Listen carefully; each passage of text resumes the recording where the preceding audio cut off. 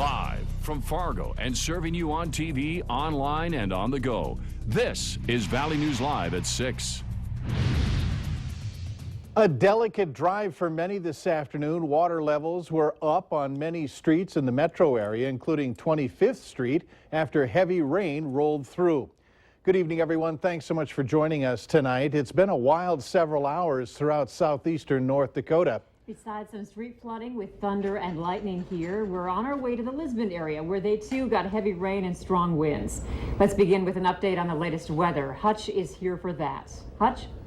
Thanks so much, Andrea and Mike. Good evening, everyone. We do have strong storms continuing to rumble their way through. It was that early round, though, that is now making its way through Lakes Country, Becker County, northern Otterdale County, that has produced the most damage and continue to be the ones gathering our attention. Here is a live feed from our storm chaser, Eric Whitehill. We are on scene a few miles north of Gwinner, where we have seen some significant damage from the storms tonight.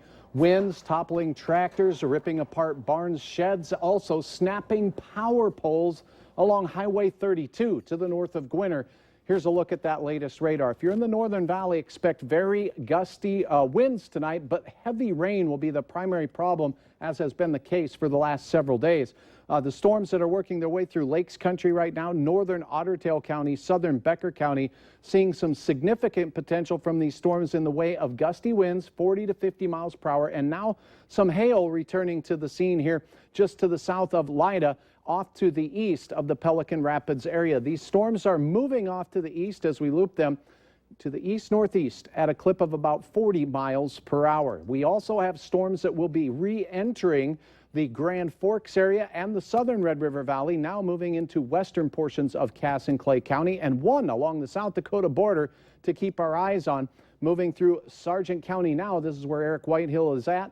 Those storms remaining non-severe at this time. We'll track the storms hour by hour, have a detailed update on what you can expect as we progress through our work week. But right now, a severe thunderstorm watch for the Southern Valley remains in effect until 9 o'clock. More in a few moments. All right, thank you, Hutch. And remember, you can stay up to date on the weather conditions where you are anytime on your smartphone or tablet. Just download the Storm Team Weather app to get the latest weather conditions and even follow the radar live. Search VNL Weather in the App Store. A standoff that started at 9 this morning ended peacefully in Ulen, Minnesota.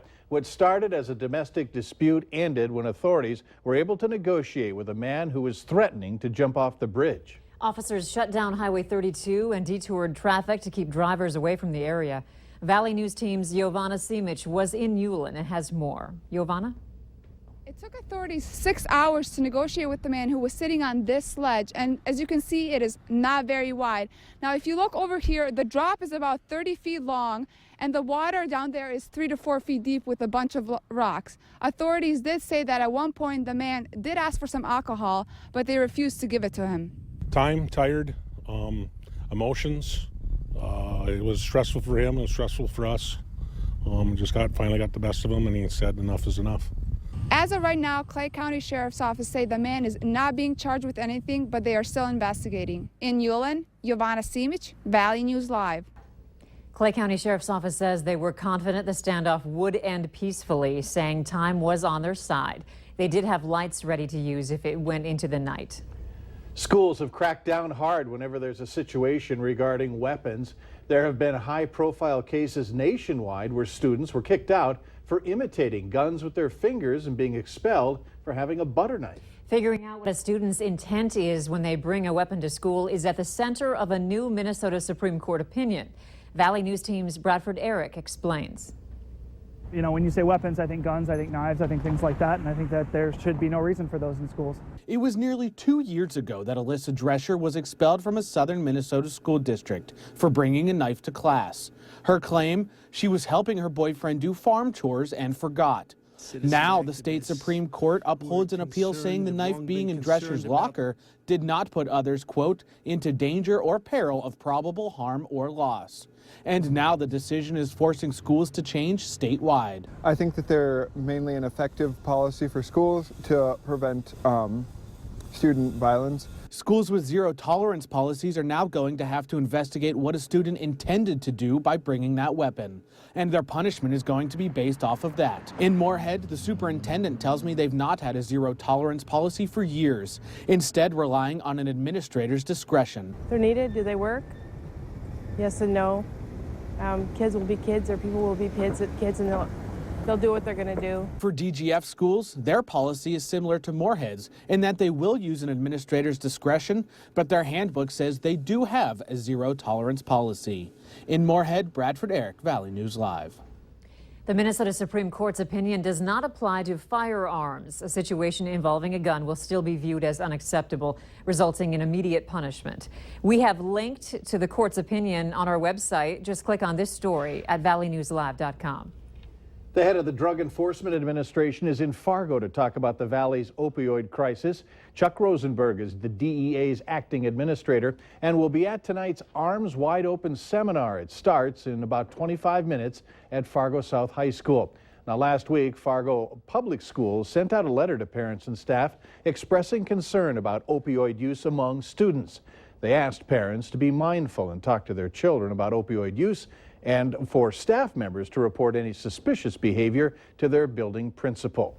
There has been a huge spike in complaints from banking customers, according to a new report. The Consumer Financial Protection Bureau found that people across the country are having more problems with their banks and credit unions. Valley News Team's Nicole Johnson has the top things that upset people. Tens of thousands of people across the country are complaining about their checking accounts. Those accounts are the most popular thing to be upset over, according to a recent study. Your money is a very important thing, and it's hard to trust people when you don't have much interaction with them. Problems like trouble opening an account, being confused about how much funds are available, and the high cost of overdraft fees. The most common rate is $35. I think the overdraft fees and stuff is a little overboard. My mom has the same problem with her bank, but she doesn't bank with this place. She banks with somewhere else. Almost 90% of people who have paid overdraft fees say they're very concerned about it, according to a Pew study. And those fees are the #1 reason people don't have a bank account. Because you don't have control over it. They just do what they go in your account and just do what they want. I personally believe that's probably not the bank's fault. I've personally overdrafted myself, but that was my own negligence. The American Bankers Association disputed the complaints, saying when you take into account the number of transactions made, the banks are doing a good job. A lot of the stuff that went down in 2008 has had a huge effect on that. I don't think people trust banks anymore, and so I think that people are, I think that's a big factor. I also think the fact that online banking, I feel like there's less focus on customer service. The number of people complaining about their banking experiences is concerning to the Consumer Complaint Database, especially the price people are paying in overdraft fees. Nicole Johnson, Valley News Live. The Consumer Financial Protection Bureau says the banks with the most complaints between March and May of this year included Wells Fargo, Citibank, and Chase. Do you need an EpiPen but can barely afford the $600 price tag? You're not the only one, and that high price has left people looking for other options. Before EpiPens existed, vials of epinephrine along with syringes were used to give the life-saving drug. It's a cheaper alternative to the EpiPen, but with that lower cost comes greater responsibility, according to Colby Schaefer-Frazee. Things to consider is knowing how to draw up out of the vial, so making sure that you're practicing with that if that's the route that you decide, and then making sure that your doses are accurate. And it's always important to stay calm in those, emergency situations. Schaefer-Frazee says if given too much epinephrine, it can be harmful. So she says you should talk with your doctor to see if this is something you think you could handle giving during an emergency situation. Construction on Moorhead's diverging diamond project has been causing headaches for some drivers, and more lane closures are coming. Westbound traffic along I-94 will be reduced to one lane between the 8th Street exit and the Red River Bridge. Now, the good news is that closures will happen overnight between 8 p.m. and 5 a.m. During that time, crews will be connecting the new ramp and shoulder to the existing pavement. The closures will occur overnight tomorrow night and Friday night into Saturday morning. Here's something for all you guys out there. If your hair is getting a little shaggy and you're thirsty, later on Valley News Live at 6, find out where you can get a fresh haircut and a cold beer. Super soaking thunderstorms, some severe in the south, a possibility as we head through the evening hours. Your hour-by-hour forecast is coming up right after the break.